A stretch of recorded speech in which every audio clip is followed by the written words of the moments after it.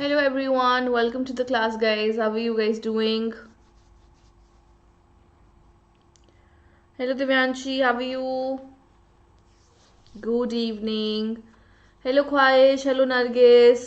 मैं बिल्कुल ठीक हूँ. How are you guys doing? All well?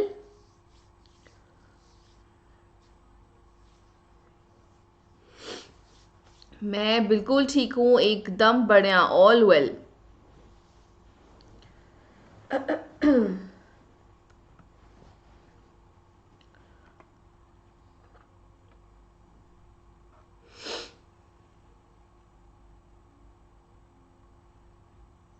क्या बात है. Very good Divyanshi. Very good. All right. We'll just wait for 2-3 minutes. Let's just wait for 2-3 minutes. Let's see if more people are coming in. Hello Manya, how are you?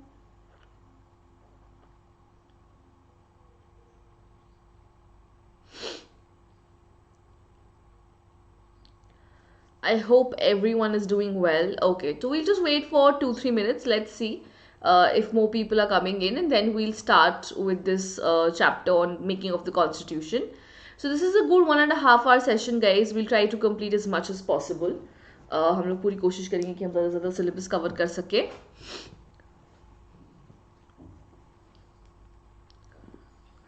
Hello Chinmay, how are you?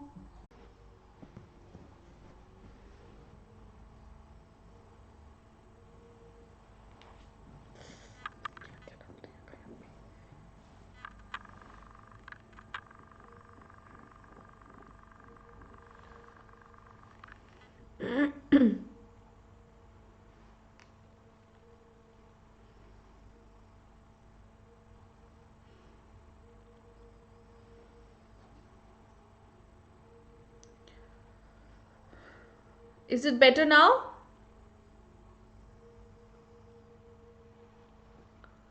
Can you guys hear me and see me and everything else?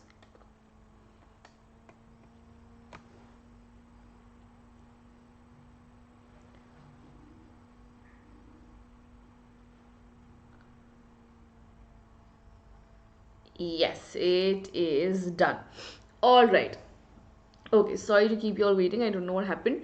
चलिए, let's not waste any more time. अब हम लोग शुरू करते हैं. We should start with our class. Okay, Nargis. Okay, Khwahish. Let's just start with our class then. So, today we're going to focus on the making of the Constitution.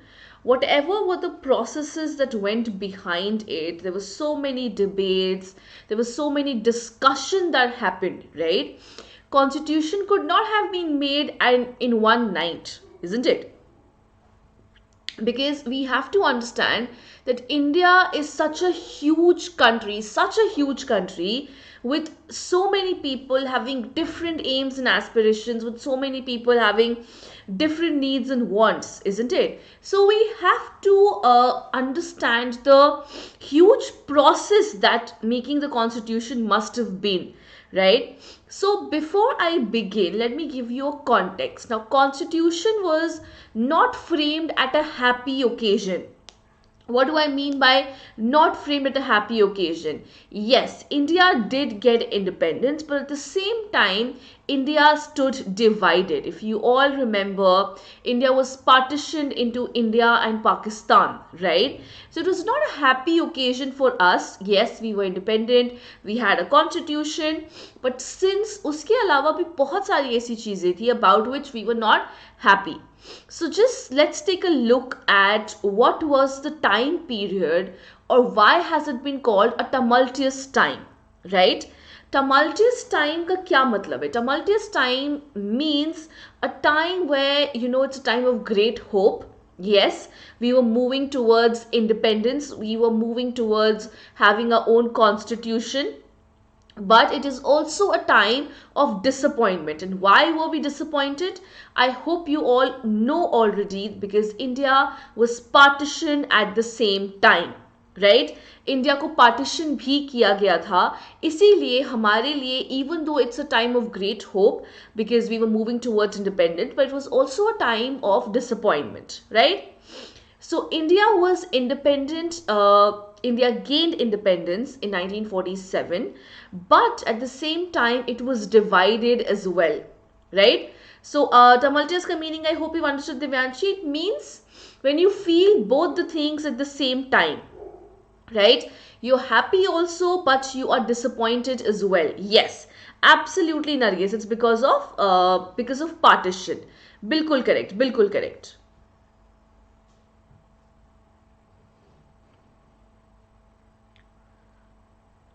हाँ, ख्वाहिश ये topic हमने थोड़ा सा किया था आई थिंक बहुत पहले. Some people have the exams coming up, तो इसीलिए मैं वापस से टॉपिक रिवाइज करा रही हूँ. I hope that is okay with everyone.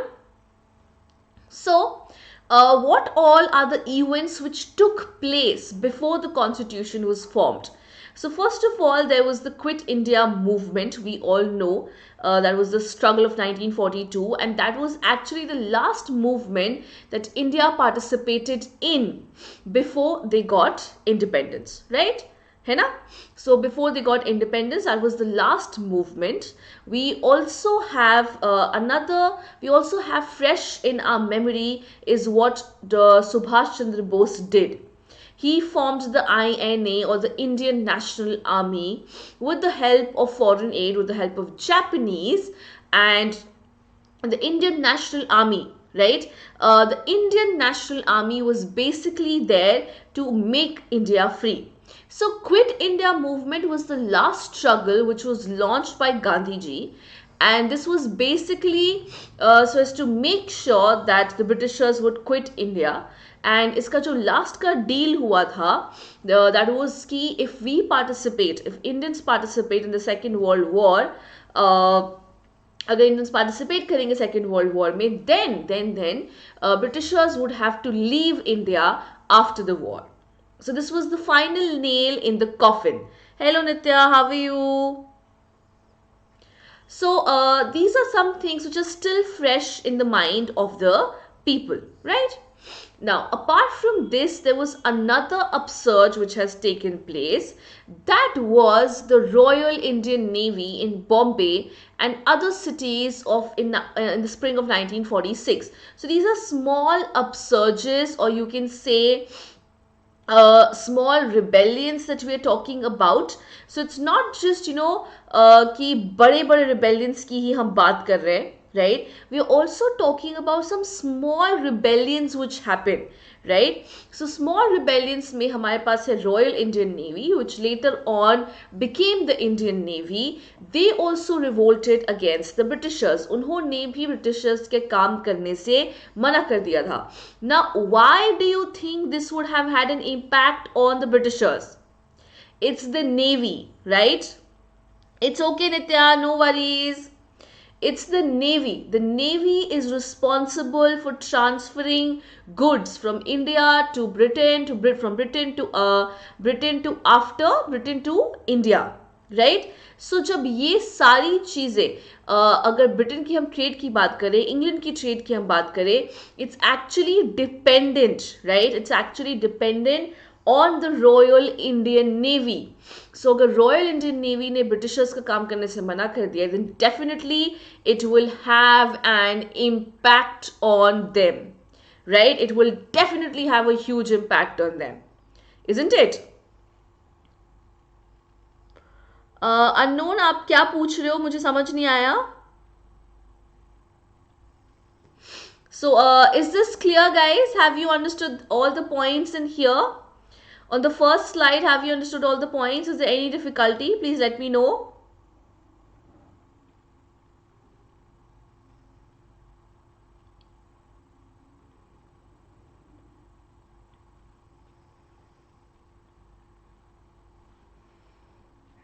Anything you guys did not understand? कुछ भी ऐसा जो नहीं समझ में आया हो? Any points that you did not understand? Last point, what they're saying here is that the Royal Indian Navy in Bombay, Royal Indian Navy later on became the Indian Navy, they also revolted against the Britishers, right? They also revolted against the Britishers. And why do you think it would have an impact? It would have an impact because the navy is what the Britishers would depend on for their foreign trade, right? All of their foreign trade, the incoming, the outgoing of goods was dependent on the navy. When the navy is not working on them, the economy is badly getting affected, right? उनका economy जो है वो badly affect हो रहा है. Okay? Now is it clear, Divyanshi?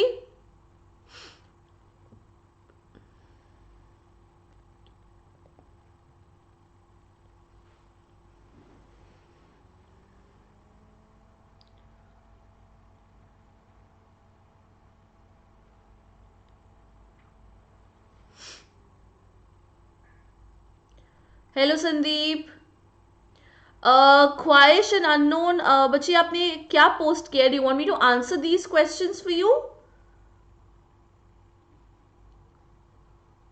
Hello Rinzen, how are you?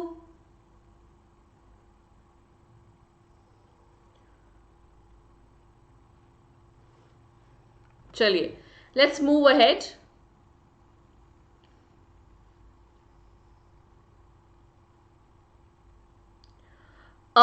Khwahish, can we do this towards the end of the class? Abhi, can we please focus on constitution?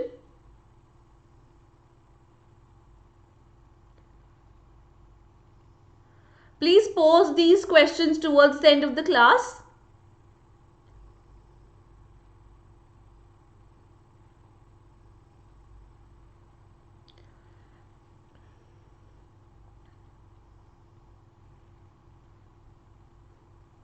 Okay, so we'll discuss with these questions towards the end of the class. Okay, yes, please, if you would post them, then I think it will be really helpful. Unknown, I will definitely solve these questions. If you could just post them towards the end of the class, I think that would be really great, because if we focus on them now, we lose focus on our chapter. So let's focus on our chapter now, and I'll definitely answer those questions. हाँ, मैं पक्का बता दूंगी, don't worry. चलिए, moving on. So apart from that, there were some periodic and scattered mass movements of workers and peasants around different parts of the country.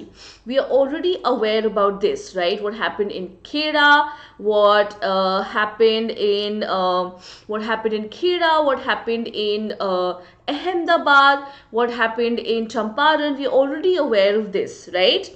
हम सबको पता है कि इन सारी चीज़ों में क्या क्या हुआ था, right? So we're already aware of this. Now, one very important thing of these uprisings was the fact that there was Hindu-Muslim unity. Hindu-Muslim unity was manifested a lot, yes. Now, the only problem was that there was no problem regarding Hindu-Muslim unity as far as the people are concerned, right? है ना, as far as the people are concerned, but it was only the Congress and the Muslim League that was not able to come to any conclusion. The Congress and the Muslim League were not able to reconciliate. They were not able to come, move towards social harmony. That was the only issue that was there. Then the Great Calcutta Killings, or the Direct Action Day, was organized by whom? By Muhammad Ali Jinnah, which obviously culminated in massacres and finally in partition. So on August 15, 1947, yes, India was happy because it was independent, but also India was partitioned, and it was not a very happy time for us, right? It was not a happy time for us. We had everything, but we still lost everything, right? Okay, so let me know if there's any doubt in this particular slide. Bache, my code is not Sinha Live. My code is NICKYLIVE. This is my code unknown. I'm just typing it out for you.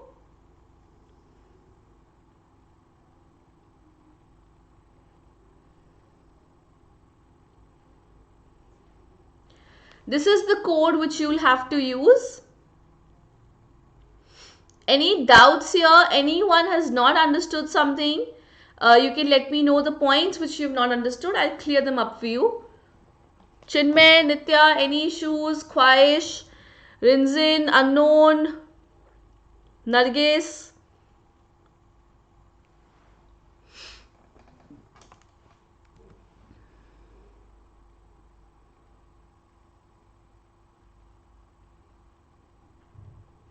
The Great Calcutta Killing is basically the direct action day. So when Muhammad Ali Jinnah's demand was not listened to, he organized these great riots. So these great riots took place on August 16. So August 16 में riots हुए थे in all of Calcutta. There was Hindu-Muslim riots which happened, and that was known as the Great Calcutta Killing or the Direct Action Day.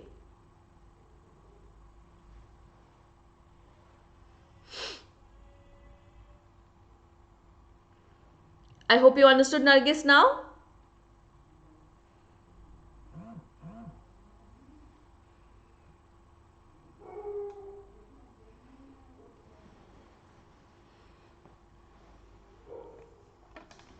This was in 1946.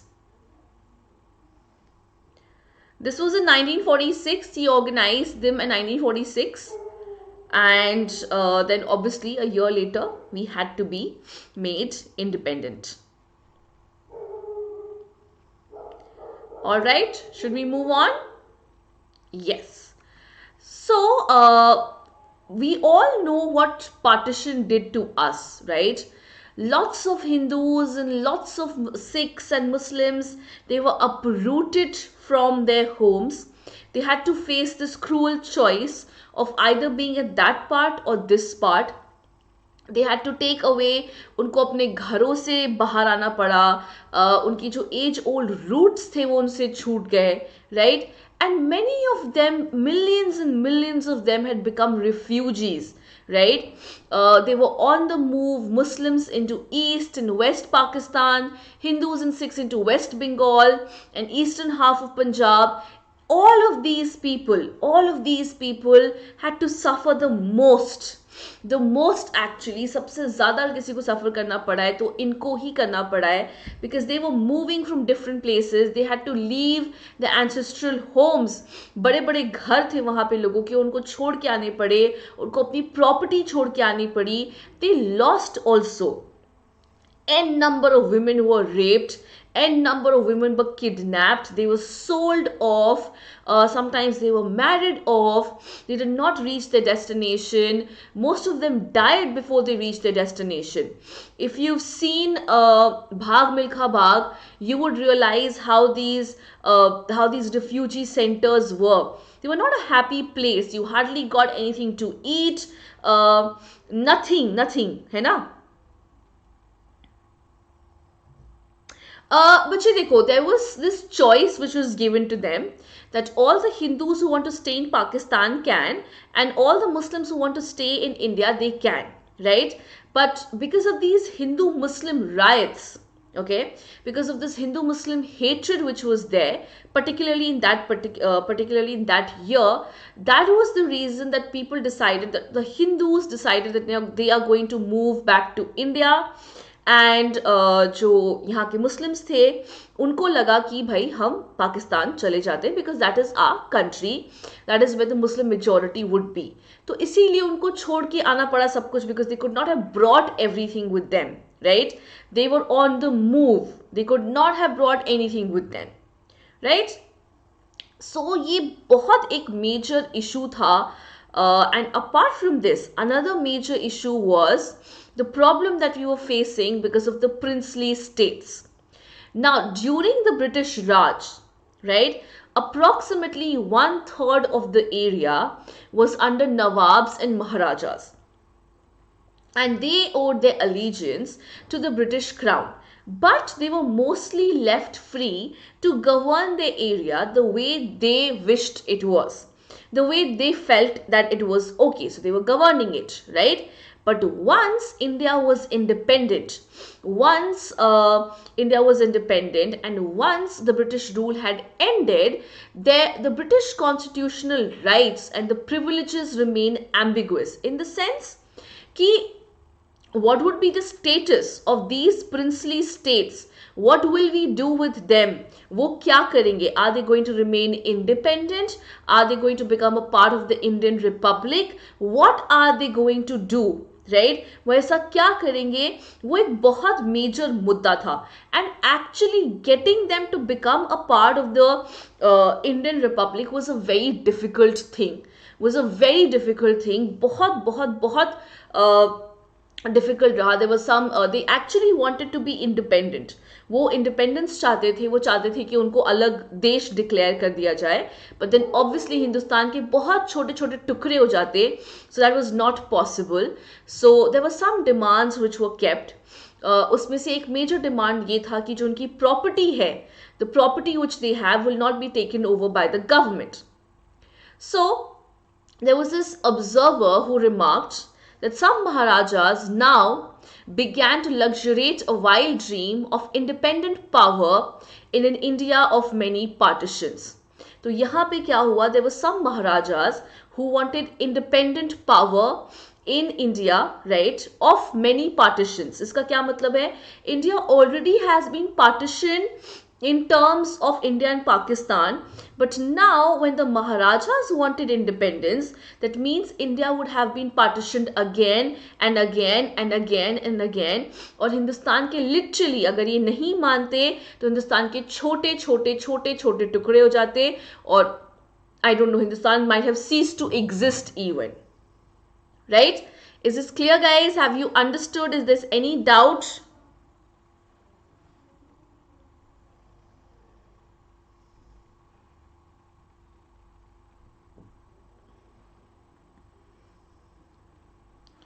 कोई point जो नहीं समझ में आया हो, please let me know.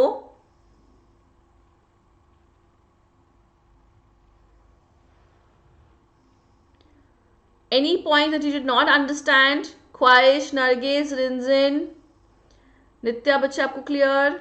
Okay, Chinmay.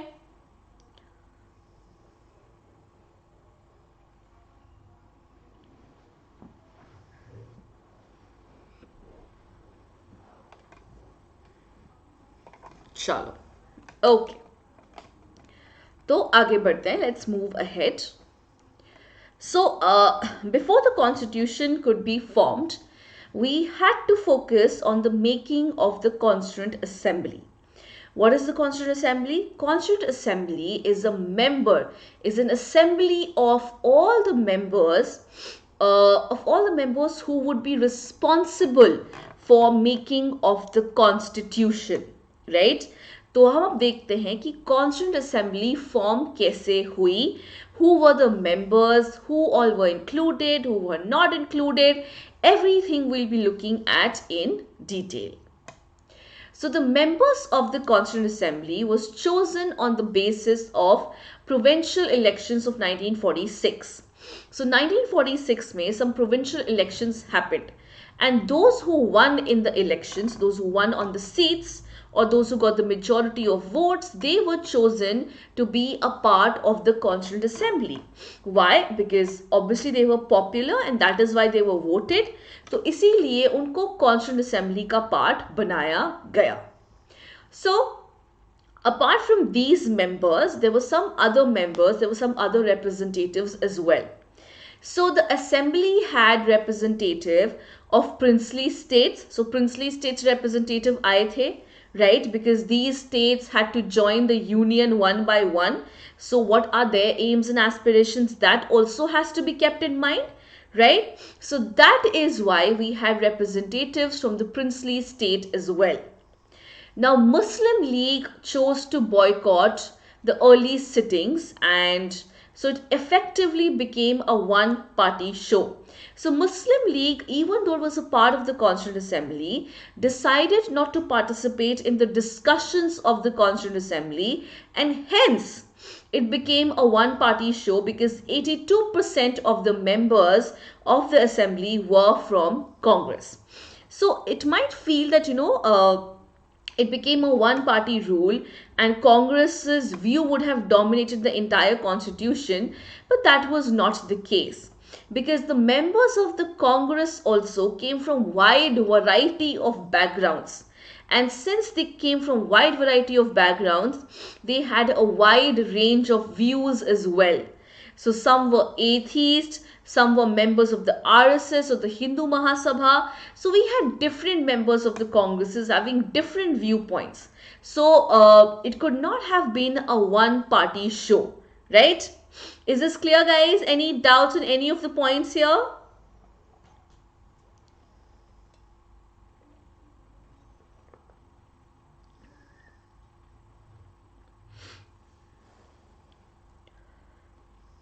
Anything you guys did not understand, let me know.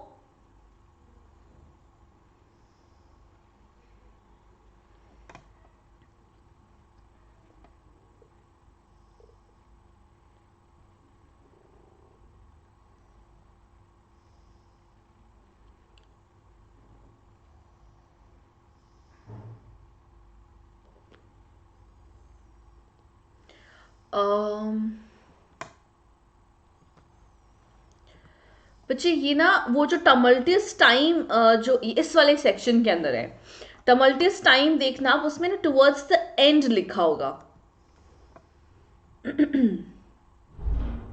एकदम and में लिखा होगा नित्या.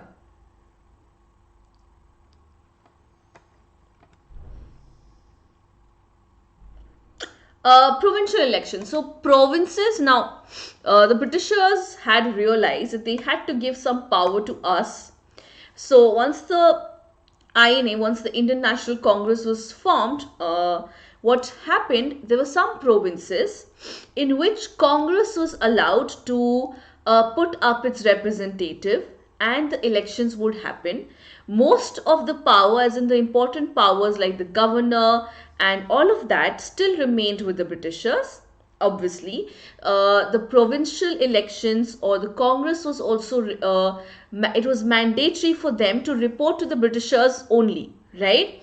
But yes, some power was also given to the Congress, और जो provinces में जो छोटे लेवल पे डिस्ट्रिक्ट लेवल पे जो इलेक्शंस होते हैं उसमें कांग्रेस को थोड़ा सा पावर मिला था. Okay Nargis? So Muslim League was a party, just like we have Congress. Muslim League was also a party which was headed by Muhammad Ali Jinnah. Earlier, Muhammad Ali Jinnah and Gandhiji, they both worked together. But later on, because of the divide and rule policy of the Britishers, Muhammad Ali Jinnah started to think that only a Muslim man can look after the needs of the Muslim people, right? So, इसलिए फिर मुस्लिम league जो है वो dominate होने लग गया तुम्हारे मुस्लिम उनसे, right? So it was dominated by the Muslim people, as in the Muslim common people, the leaders also. So there were two parties basically. That is what it is. Okay, Rinzin?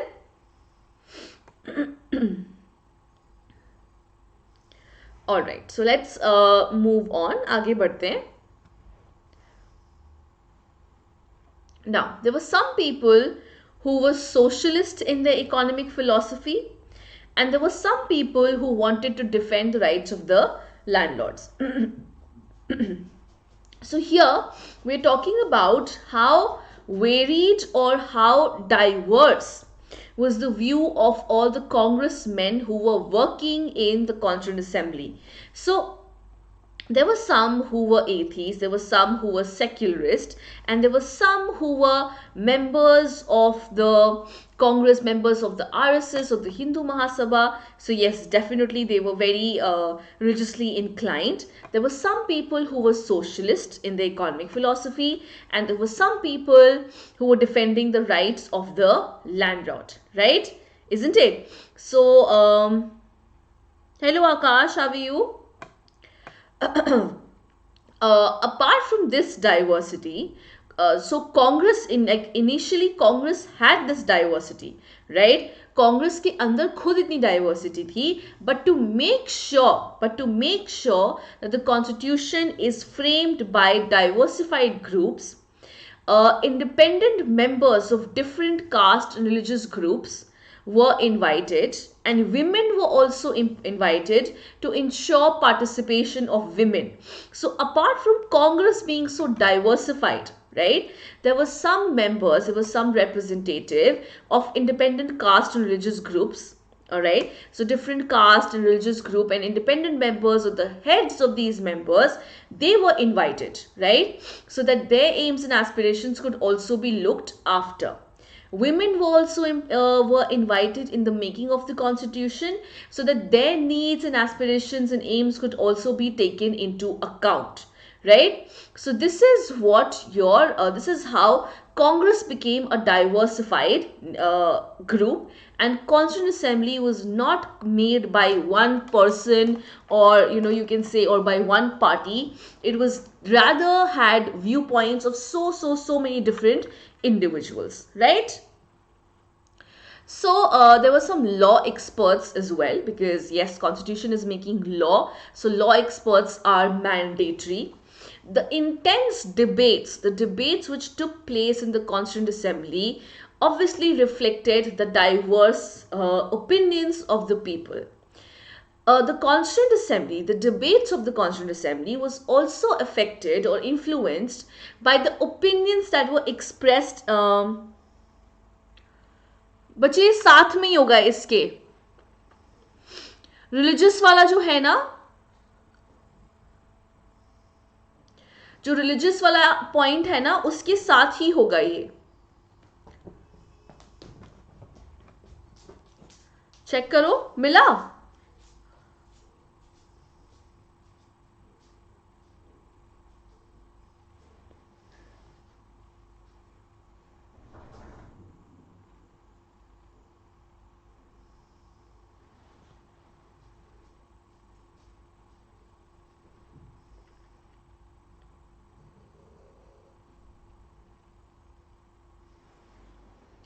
Nitya, did you get it? Okay, all right. So, the discussions of the Constituent Assembly was also influenced by the opinions of the public. How? Now, deliberations, dissent, disagreement, the debates, all of that which was taking place, right? That was taking place in the public, that was taking place in the Constituent Assembly, was also published in the newspapers, right? Were also published in the newspapers. And when they were published in the newspapers, obviously everything was publicly debated also. There were criticisms, there were counter criticisms. Everything together would decide on which direction, in which direction will the debate go towards, right? Is this clear, guys? Any doubts still here?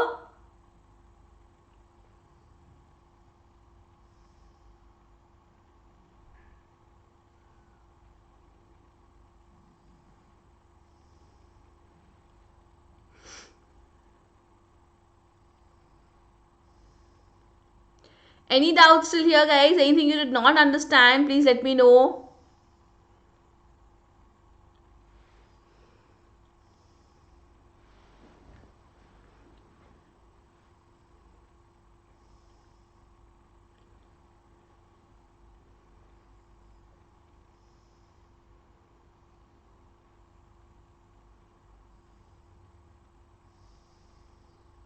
Chaliye. Let's move ahead. Now, in order to create a collective sense of participation, public people were also asked for their submission. Now, they were framing the constitution for the people, right? And to make sure that they participated and to make sure that their views were heard, it was asked for their participation, their submissions also. As in, suppose they were discussing qualification of your political leaders. So people also, the general public also, were asked to submit their responses, to submit their viewpoints, and that would also be taken into consideration, right? Sangeeta, today we have two classes. One is at 8 p.m. but that would be a different topic. Okay?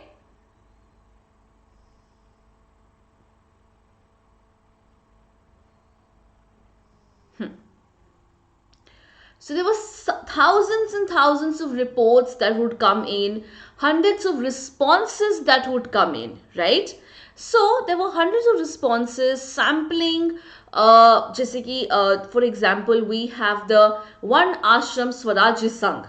They said, according to them, according to their viewpoint, the constitution should have been based on the principles laid down in ancient Hindu works. So according to him, the constitution must be based on the principles that were laid down in Hindu works. So मतलब according to धर्म शास्त्र और श्रुतिस के according ही हमारा constitution बनना चाहिए, right? That was the first thing which they said.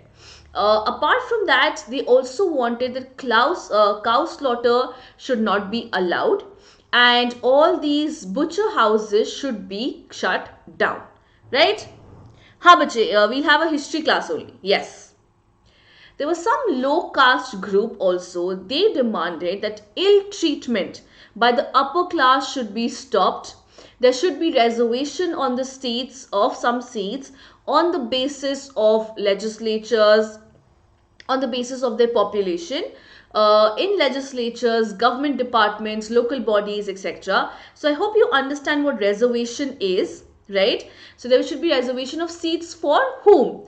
For the lower classes, for the SC/STs, for the OBCs, where in legislature, in lawmaking bodies, in government departments, in local bodies, etc. जैसे municipal corporation हो गया. So in सब जगहों पे they were asking for reservation. There were some linguistic minorities who said that they should have the freedom to speak in mother tongue, right? So आप देख सकते हो, everyone has a different demand, and sort of somehow all of these demands were incorporated in our constitution, isn't it? Is this clear, guys? Any doubts still here?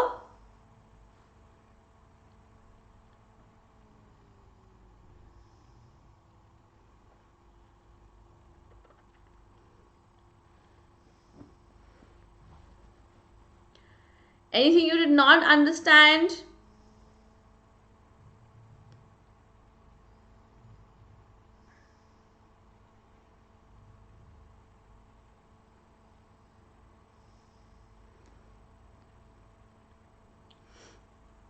All clear? Anyone has any doubts, they can please clear it up with me.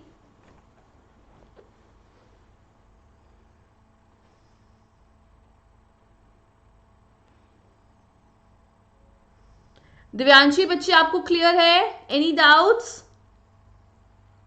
Good afternoon, how are you? ICC is tough, I agree. चलिए. Okay. Now there were some religious minorities also. They were asking for some special safeguards, right? So for example, and bodies as varied as, so we have some small groups like the District Teachers Guild of Weizengram.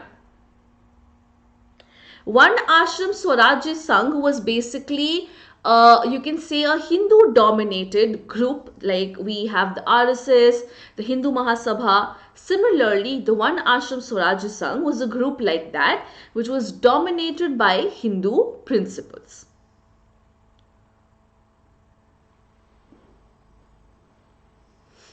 Okay. Hello, hello Gigi, how are you? So there were some diverse bodies, like very small bodies also. For example, the District Teachers Guild of Weizengram, the Central Jewish Board of Bombay, they also requested for adequate representation on all public bodies including legislatures. तो ये छोटे छोटे से जो bodies हैं, जो छोटे छोटे से लोग हैं, छोटे छोटे से जो एरियाज हैं, even they are saying, right, even these small groups are requesting for what? For adequate representation in all public bodies including legislature. So they are wanting what? They're wanting adequate representation, right?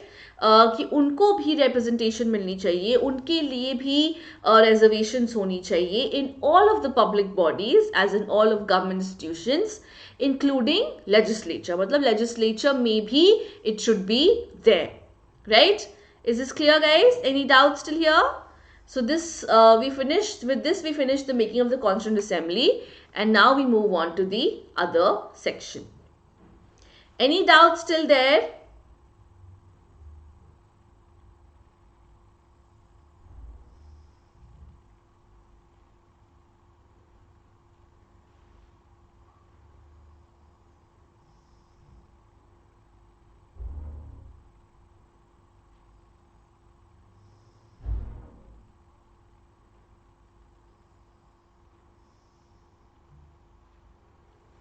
Anything you did not understand? I hope it's all clear.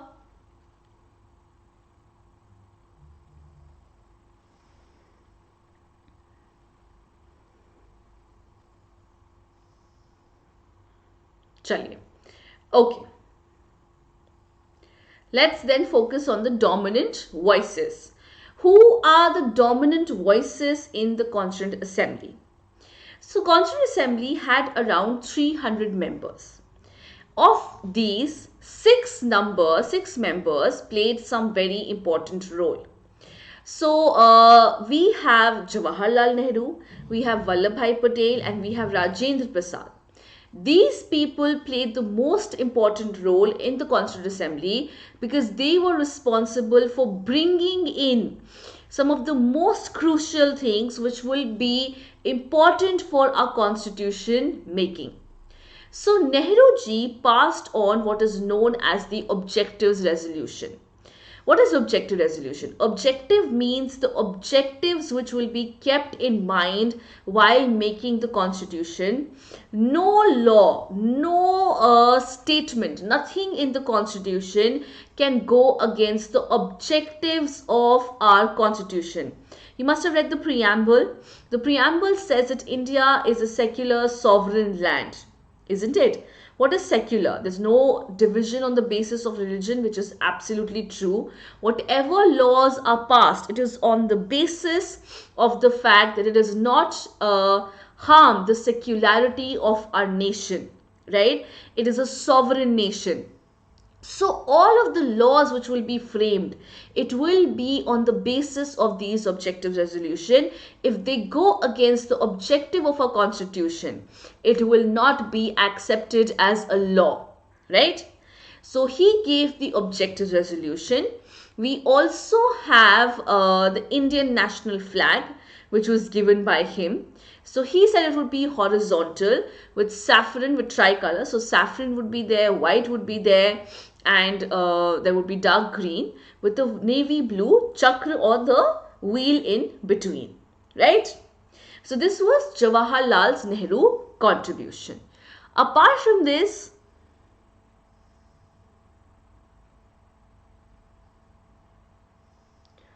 but I think it would be around,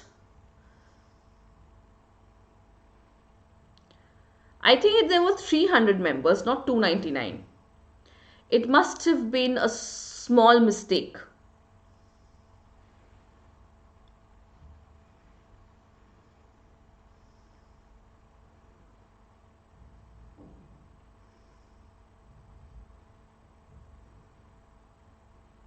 Okay. All right. So moving on. Can't help.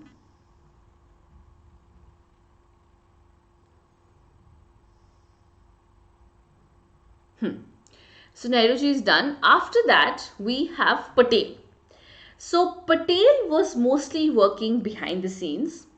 He played a very important role in drafting several reports, working to reconcile opposing point of view.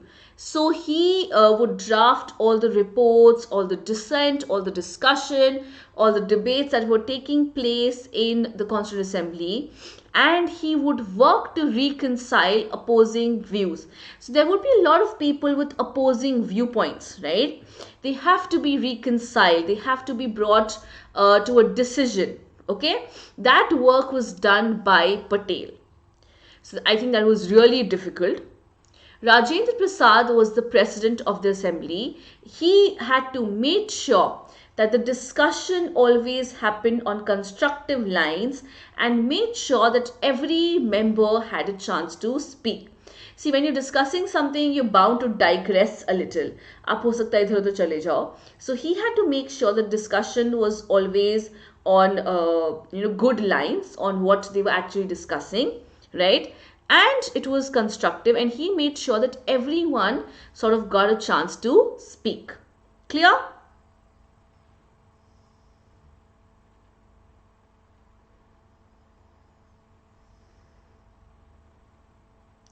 Any doubts still here, guys, in the dominant voices in this slide particularly? Let me know.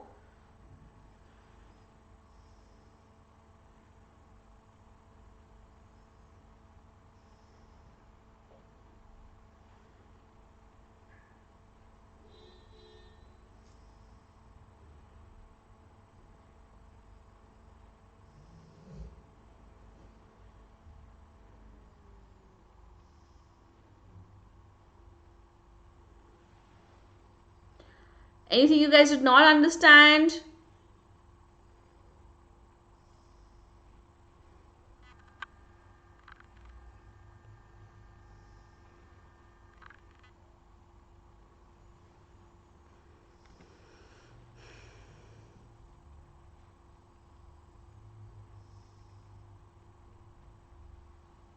Okay. Now, besides this, besides these people, besides these trio, we also have a very important member who was a doctor, sorry, he was a lawyer and an economist. We have B.R. Ambedkar. So now, during the British rule, Ambedkar has been a political opponent of Congress. So Ambedkar never really supported Congress, right? But it was only on the advice of Mahatma Gandhi. Mahatma Gandhi actually dominant voices because they were the ones who had the most say, you can say, who had the most say, and they were the ones who played the most important role in the Constituent Assembly, right? That is why they're the dominant voices. I'm not saying everyone did not contribute, they did, but they had the most dominant work that was being done here, right? Now is it clear?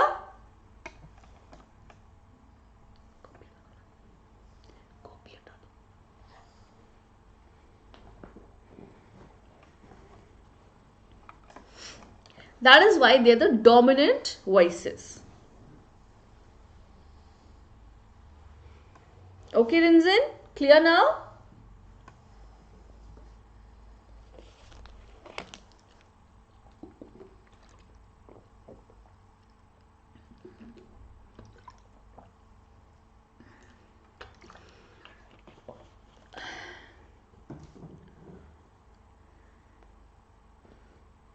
Okay.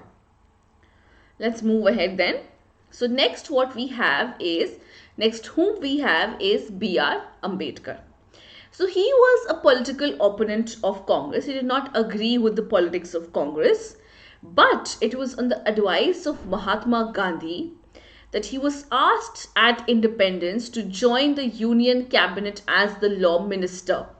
So it was only on the advice of Mahatma Gandhi that he finally decided to join Congress after independence as the Union cabinet, join the Union cabinet. Yes, Rinzan, the leaders that I mentioned, like B.R. Ambedkar, Jawaharlal Nehru, Patel, we'll be talking about B.N. Rao, K.M. Munshi, all these people had some major contributions they made towards the Constituent Assembly, and that is the reason, right, that यही एक reason है कि हम उनको dominant voices कहते हैं.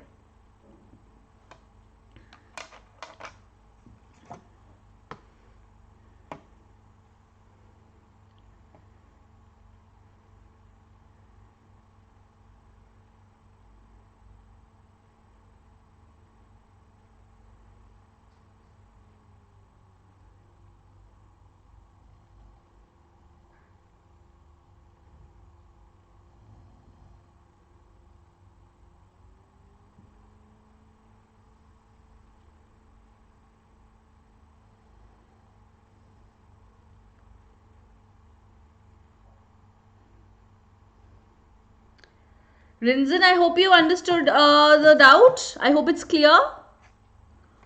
Hello Adil, how are you? Alright, chaliye. So B.R. Ambedkar joined the Union Cabinet as Law Minister. Now, he had to serve as the chairman of the drafting committee of the constitution. Drafting committee means the person who is responsible for drafting and making all the laws, and that is why he was the law minister.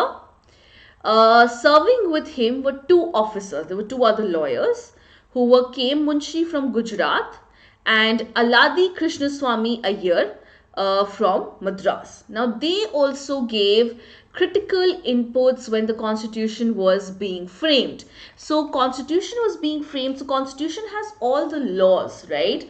So they needed as many lawyers as possible whenever they were drafting the constitution. So B.R. Ambedkar was definitely heading it, but he was also helped. He could not have done it alone, right? So he was also helped by a person, by these two people named K.M. Munshi and Aladi Krishnaswamy Iyer, right? So they also helped him in drafting the constitution, the laws of the constitution. Main bilkul theek hu Adil, I hope you're doing well. Now, apart from these 6 members, we also have 2 civil servants who gave a great impetus, right? Who gave a great impetus here.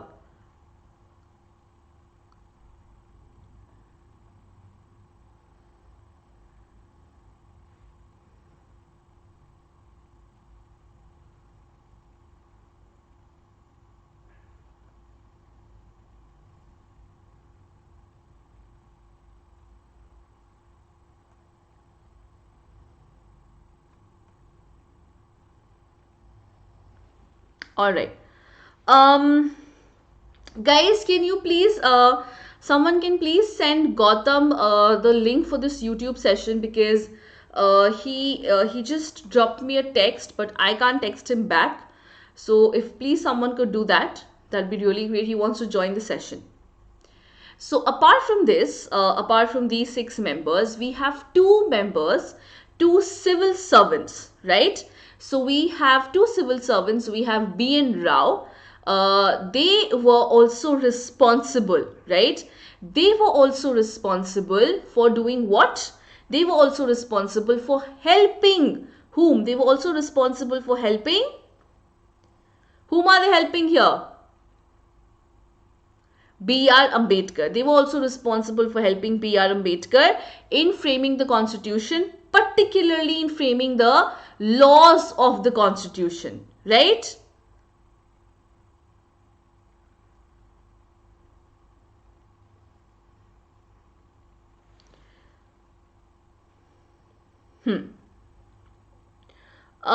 बच्चे आप क्या पूछ रहे हो? Programmer YT, are you asking something about K.M. Munshi? Is there any doubt? Anything you did not understand?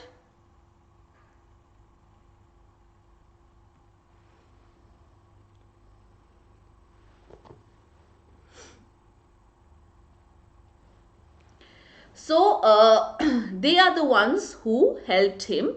So we have 2 civil servants also. Now what they did,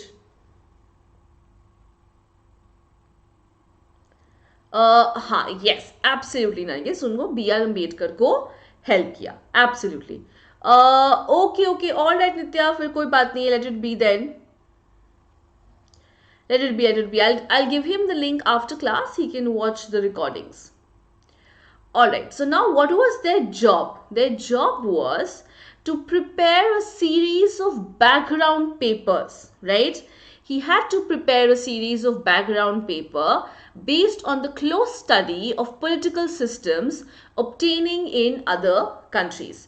So whenever they were framing some law, they would look at a series of background papers, as in they would see whether these laws have been there in other countries or not, right?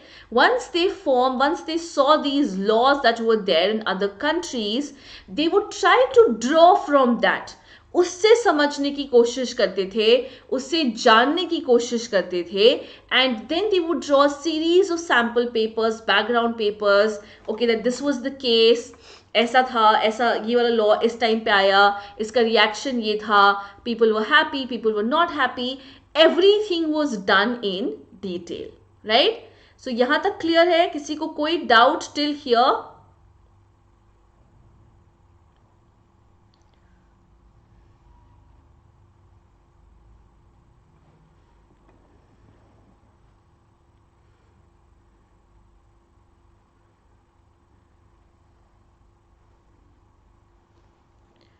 किसी को यहां तक कोई भी doubt, कुछ नहीं समझ में आया हो तो please do let me know.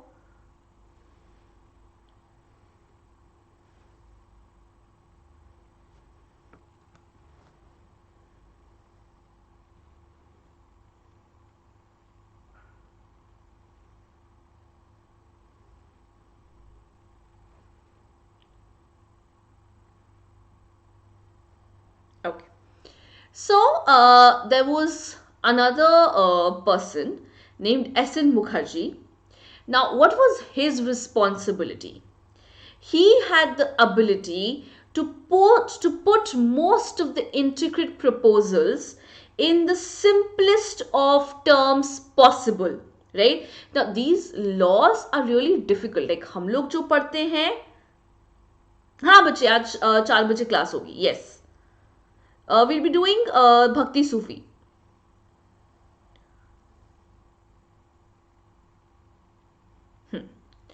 So whatever we study, right, जो laws हम पढ़ते हैं, that's actually very simplified, right? That's actually very simplified. So it is someone, right? There is someone who's putting them in those simple terms, right? So S.N. Mukherjee was responsible for putting those laws in the simplest of terms possible, right? मतलब एकदम आसानी से समझ आ जाता था. बच्चे 11th की कल है, we have it tomorrow.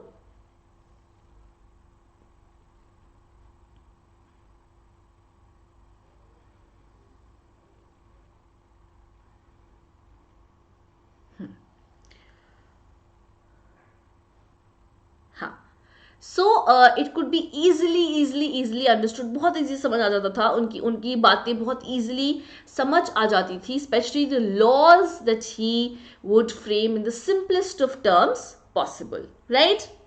Why so serious? Smile please. Okay, I will, why not?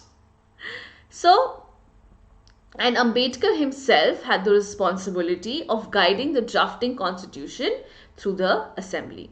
So Ambedkar had all the law-making responsibilities, right?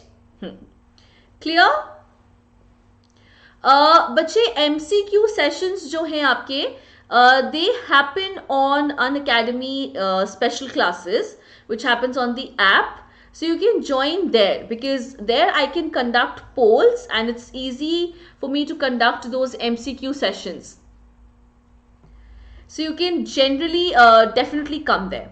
So draughtsman is a person who will, yes, so draughtsman is a person who will basically put everything in the simplest of terms possible. So all the laws and everything would be put in the simplest of terms possible.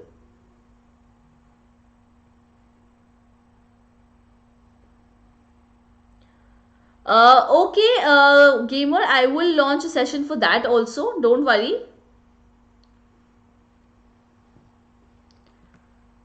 Chalo. Okay, so guys, what I was thinking, because चलिए आगे बढ़े. Should we move ahead?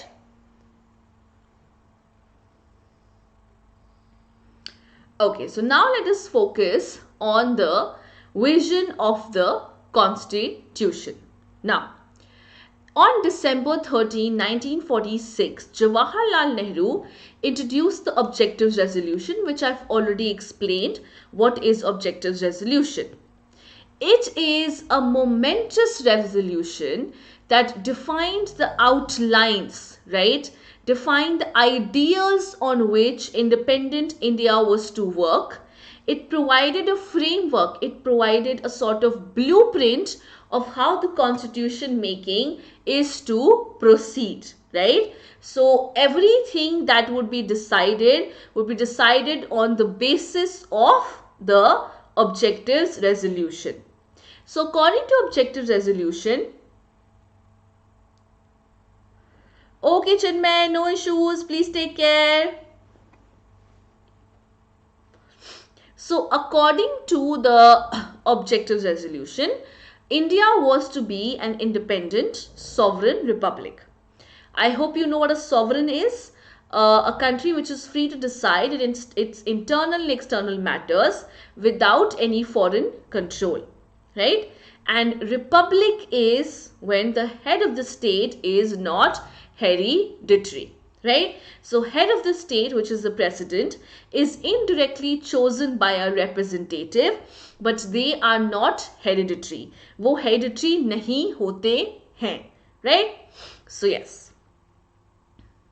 So these, these independent sovereign republic, it made sure that all the citizens were given justice, they were given equality.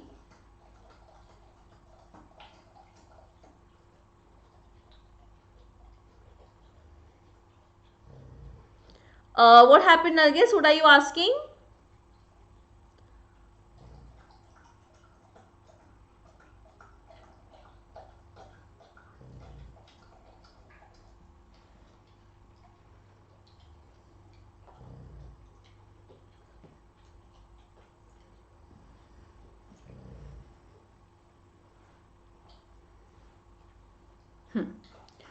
So, the independent sovereign republic guaranteed the citizens justice, equality, freedom, and assured that everyone would be given adequate safeguards, everyone would be given adequate rights, especially rights would be provided to the minorities, to the backward classes, to the depressed and other classes, right? Isn't it? But once Nehru had outlined the objectives resolution, he said that this is an Indian experiment. According to him, he was not just going to copy the objective resolution of other people or of other countries. No, no, no, no, no, no. In the broad historical perspective, this was supposed to be an Indian experiment, and everything that would be done in an Indian context, right? So he always spoke of the past. He always spoke of the American and the French Revolution, and he placed the constitution making of India in that long freedom struggle of liberty and freedom. So every nation has sort of gone, isn't it, has a sort of gone through that phase where they had asked for independence, where they have gained independence, and now India also was standing on the same front, right? So but Nehru suggested that these events are just going to provide us with a blueprint. And these ideas of this revolution cannot be mechanically borrowed कि बस उठाया और copy paste कर दिया. No, nothing like that. According to him, if that happens, then it could not be applied to India. What do you mean by that? It could not be applied to India. Because सी वहां के हिसाब से कुछ चीजें सही हैं, but then हो सकता है यहाँ के हिसाब से वो चीज सही नहीं हो, right? So according to him whatever will be done on the basis of Indian context. He said that whatever we choose, democracy ho, liberation ho, fraternity ho, all that which will be chosen will be through deliberations, through disagreement, through dissent, through debate. We are not just going to copy. उन्होंने कहा that it would be made fit to at least satisfy the temper, the needs of the people of India, and that should be something which would be acceptable to the people of India. Right? Is this clear, guys? Any doubts still here?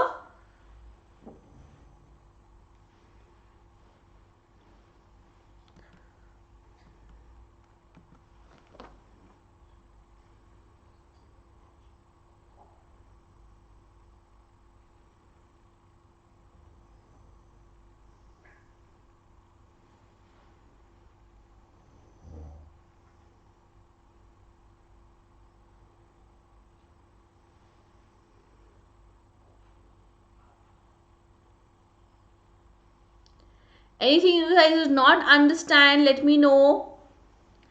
कुछ भी अगर नहीं समझ में आया हो तो please जरूर बताइएगा.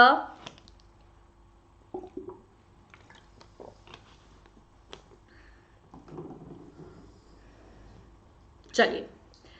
Okay. So according to him, he said that yes, it is necessary to learn from the people of the West. It is necessary to learn about their achievements and their failure. But he said that the Western notions or the nations have also experimented somewhere, right? They did not just copy it. बच्चे we'll just हम लोग बस ये खत्म करके I will end the class. Okay, I'll just finish this and end the class. So he said they also experimented to make sure that it fits their needs of their nation. They did not just copy it from somewhere, right? They also changed it according to their notions of democracy, right? So the Indian constitution also will not just copy it, right? We will also readapt it, we will also rework it to make sure that it fits within the Indian context. So that is about it. I will stop here. I hope you guys have no doubts. If you have, please do let me know. Anything you did not understand till here?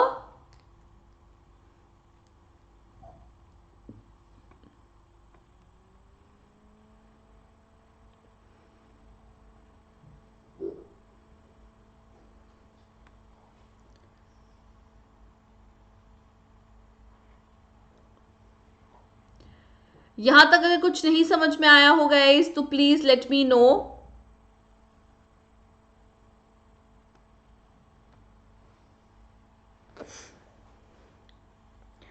All right. Okay. Bye, guys. But next part, I think we will continue next Saturday. All right. हम लोग इसको next Saturday continue करेंगे with this only. So, guys, before I go, there's some new features which have been added on Unacademy, which I really want to tell you about. So there's this feature, what's new with Unacademy, let me tell you about that. So there's this feature called Ask a Doubt feature. Now this is live for everyone. This is live for the special learners. This is live for the plus learners as well, right? So what is this Unacademy Ask a Doubt? You can ask unlimited doubts, whatever you have. You can ask the doubt at any time, right? No, Rinzan, I've not completed the vision of the constitution yet. I think I will take it up in the next class. You can get high quality video solutions in English and Hindi. So whatever your solution would be, that you would be getting in either English and Hindi. Yes, ये बच्चे free वालों के लिए भी है. Ask a Doubt can be accessed by everyone actually. You will get the exact answer for the questions that you have asked. You will obtain instant and accurate solutions to lakhs of questions that you can pose. You can also get assistance while doing your homework. So this is a very interesting feature, guys. I don't think इससे better कुछ भी हो सकता है. So what is the step one? Just open your app and there's this Ask a Doubt feature. आप वहाँ जा करके you can just take a picture of the doubt that you have and आप पिक्चर select कर सकते हो. After that they will highlight करो आपका कोई specific question जो है आप उसको highlight कर सकते हो. उसके बाद choose the subject that the question falls under. आप subject choose कीजिए, right? और उसके बाद you can just sit tight, your solution will come soon, right? So this is a very interesting feature, guys. I think there's nothing more that you would want, right? Chapter 1 one shot series कब लोगे? बच्चे I will plan for it definitely. मैं कोशिश करूँगी कि ये जल्दी plan करूँ. Okay, so don't worry about that also. So this is something, guys, really interesting. अब कभी भी कोई भी doubt हो chapter में, you can just open up this ask a doubt feature and simply ask your doubts, right? These are the plus subscriptions. So we have two types of subscription. You already know that. So we have plus and we have iconic. With plus, obviously you get to study live from the comfort of your home. You get to study from top educators. There's weekly, regular doubt clearing session, live quizzes, exhaustive coverage of the syllabus, live test series होती हैं, बहुत सारी चीजें हैं which we are doing, right? I will just explain that quiet. Give me 1 minute. As far as the batches are concerned, we have n number of batches that we have launched. So we have Let's Crack Optionals, where all your optional papers like entrepreneurship, psychology, physical education would be covered. We also have Let's Crack Physics, which will be taken care by Manoj Kumar and Vinod Kumar sir. We also have Unacademy Pen It Down series, where every weekend you have a test series for history, political science and geography. Now these test series are curated by some of our best educators actually. They're doubt clearing sessions also, and you will receive the answers for these questions as well. We also have Let's Crack NCRT English, which will be taken care by Vandana ma'am and Shipra ma'am. There's a bridge batch for commerce. These are the pricings which are available. I would suggest you to take it for a longer duration because then you will be sorted for a very long time. And even if the prices increase, it won't be an issue for you. Also, really very proud to announce the fact that you are getting a 10% off on your Plus and Iconic subscription for only January 2021. Sorry, only for February 2021 आपको ये subscription पे 10% off मिल रहा है. You can use my code which is NICKYLIVE. Just if you want to use this code, guys, इसको jot down कर लीजिए. It's NICKYLIVE, all in caps lock. सब कुछ कैप्स लॉक में है बिना किसी गैप के. सो प्लीज इस कोड को यूज कीजिए. Download the Unacademy app. आप लोग अनअकैडमी ऐप डाउनलोड कर सकते हैं. You can download it from Google play और प्ले स्टोर और app store and start using it. You can use all of these features for free. Okay, so let me answer Kwaish's question. So guys, please use my code, take up your subscription, unlock your free classes, the free content by using my code NICKYLIVE. So non-cooperation,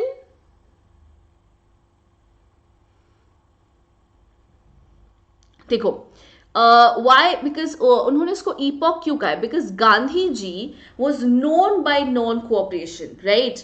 His initial satyagraha, the non-violence, the truthfulness, all of that actually came to be associated, came to be known to the Indians through this non-cooperation movement only, right? And so since it was non-cooperation,